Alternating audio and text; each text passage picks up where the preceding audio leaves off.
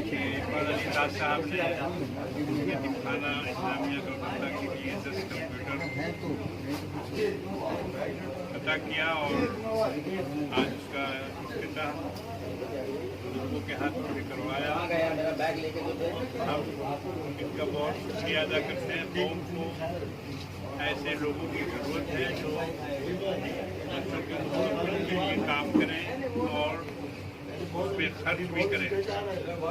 इसको एक आला दर्जे का मरकज़ बनाया जाए जिसमें ज़्यादा से ज़्यादा बच्चों को आला तालीम के लिए टेक्निकल तौर पर तैयार किया जाए।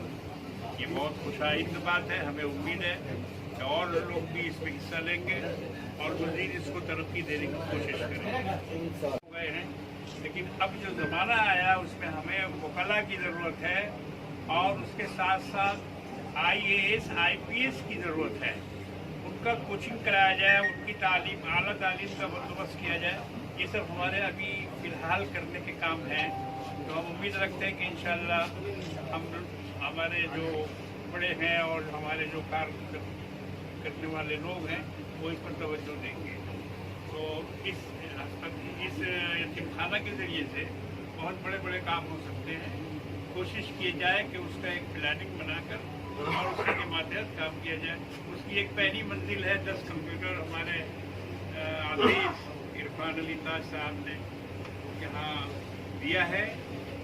ये एक बहुत खुशी की बात है और भी आगे लोगों को बढ़ना चाहिए। जो हमारे यहाँ लोगों की कमी नहीं है, बहुत लोग हैं काम करने वाले, कौम का दर्द रखने वाले, मिल्लत की गस्तानी में वो ये काम कर सकते हैं, मगर उसमें थोड़ी सी जागृति लाने की ज़रूरत है, थोड़ी बेदारी पैदा करने की ज़रूरत है।